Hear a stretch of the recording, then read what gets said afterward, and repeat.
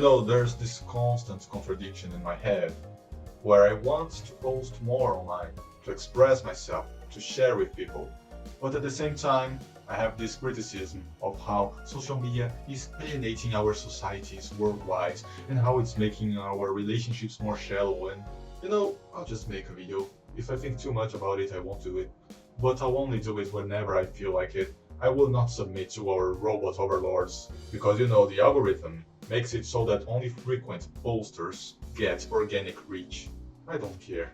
I mean, I do care if this vlog makes it so that my games are promoted, but my research shows that these things are so unreliable. Anyways, enough banter, let me just talk stuff to you guys, because today I am feeling like it.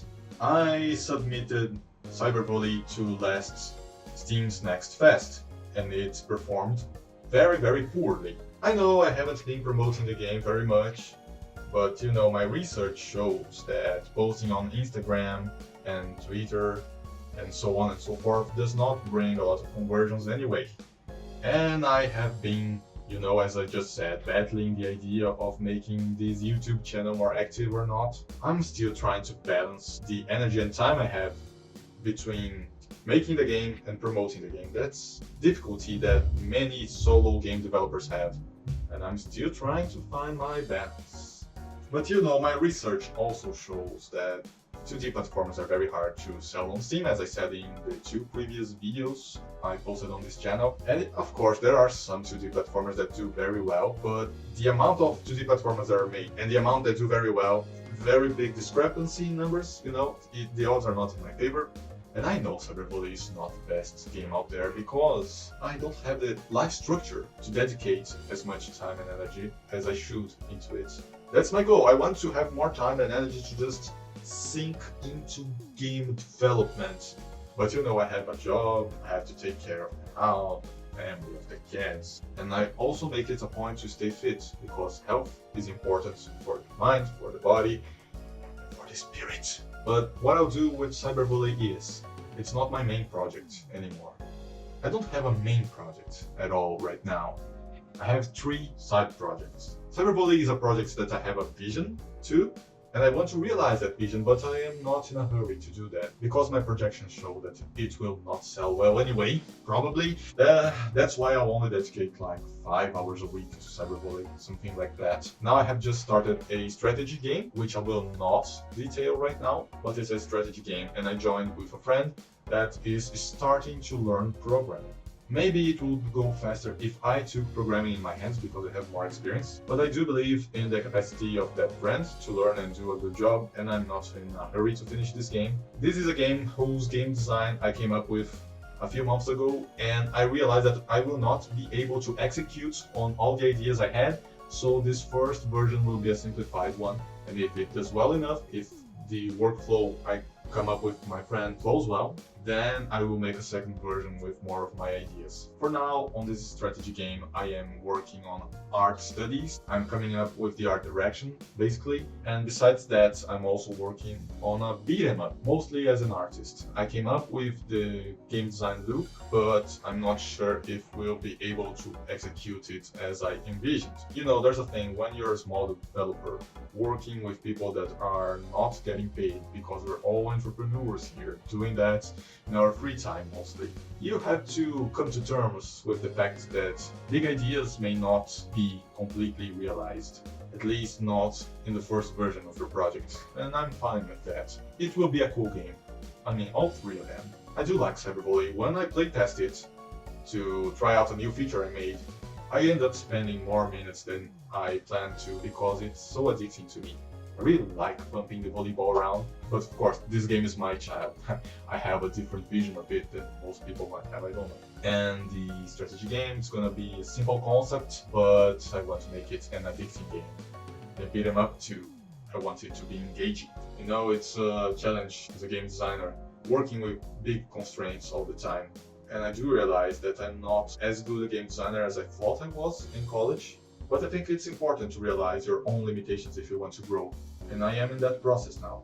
I was passionate about Cyberbully before it flopped on Steam's Next Fest. Now I still like the game, but I don't feel that urgency towards it as before. I tried playing again Monster Hunter 4 Ultimate, because Monster Hunter currently is my favorite franchise. I can't wait to test out Monster Hunter Wilds this weekend, and I played a lot of Monster Hunter World. But I realized that Monster Hunter 4 Ultimate is still my favorite in some aspects. The scenarios and the monster selection. But that game is so much more difficult than World. So much more.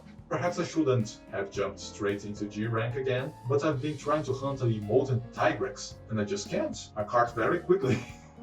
And that's coming from someone who solos fatalities in Monster Hunter World.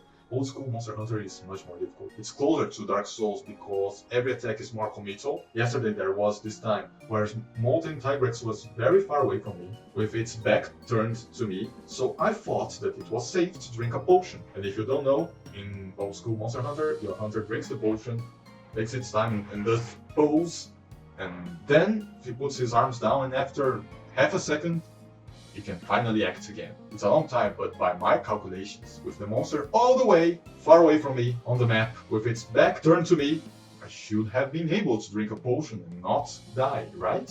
Wrong! As soon as I started drinking, the monster turned to me, teleported forwards and parry that, you filthy casual. Come on. That game is merciless, but I still love it, even though it aggravates me and makes me literally develop headache. I still love that game. Talk about Stockholm Syndrome or something like that.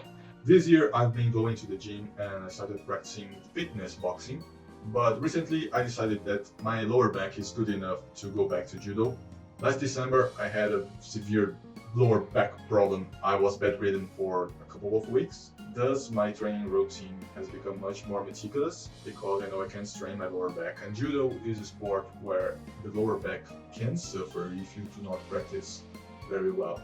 I only got the courage to go back this October, almost a year after my problem came up. So now I want to go to the gym, practice judo, and start real boxing, not fitness boxing. I am not a rich guy, but I'm lucky enough that there is a very cheap gym, 15 meters from my house.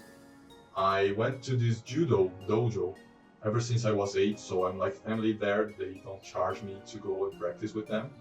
And I found a place where I can practice real boxing for like 30 reais, an individual session.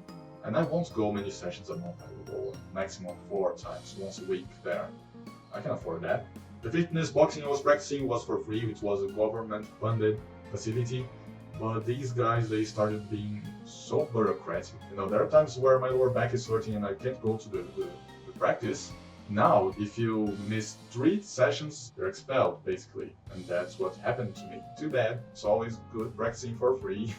But you know, I'm happy that I found a place where I can practice real boxing now. And it's funny that I was expelled just after I came back to judo.